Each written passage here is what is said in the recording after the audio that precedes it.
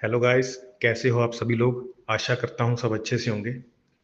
आप सब ने महाभारत कभी ना कभी पढ़ी, सुनी या फिर टीवी पे देखी होगी। महाभारत में एक पात्र थे जिसका नाम अभिमन्यु था। तो मैं आज अभिमन्यु के बारे में बात करना चाहूँगा। अभिमन्यु महाभारत के एक प्रमुख पात्र थे जो पांडवों के वीर योद्धा अर्जुन और सुभद्रा के पुत्र थे।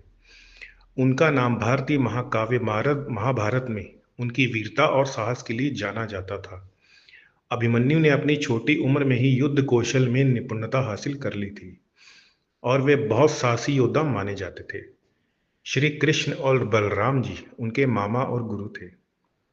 15 वर्ष की आयु में फाल्गुन मास में उनका विवाह उत्तरा से हुआ था तथा 16 वर्ष की आयु में आषाढ़ मास में जिस दिन ये महाभारत के युद्ध में वीर गति को प्राप्त हुए थे, उससे एक दिन पहले ही अभिमन्यु की पत्नी उत्तरा ने गर्भ धारण किया था। अभिमन्यु एक असाधारण योद्धा थे। उन्होंने कौरव पक्ष की व्यूह रचना, जिसे चक्रव्यूह कहा जाता था, के 7 में से 6 द्वार भेद दिए थे। कथा अनुसार अभिमन्यु ने अपनी माता की कोख में रहते ही अर्जुन के मुख से चक्रव्यूह भेदने का रहस्य जान लिया था, परंतु सुभद्रा के बीच में सो जाने से वह व्यू से बाहर आने की विधि नहीं सुन पाए थे। अभिमन्यु की मृत्यु का कारण जयद्रथ था, जिसने अन्य पांडवों को व्यू में प्रवेश करने से रोक दिया था।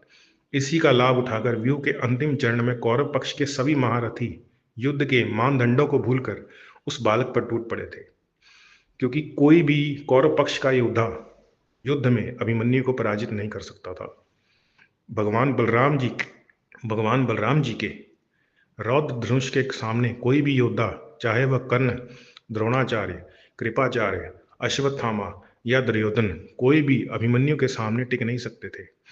अभिमन्यु को चक्रव्यूह के भीतर युद्ध में पराजित करना असंभव था, जिस कारण कर्ण ने छल पूर्वक अपने विजय धनुष से पीछे से वार करके रौद्र धनुष को काट डाला।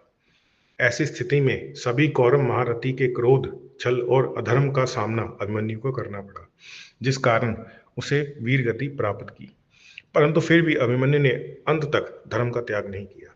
तो ऐसे वीर योद्धा को मेरा शत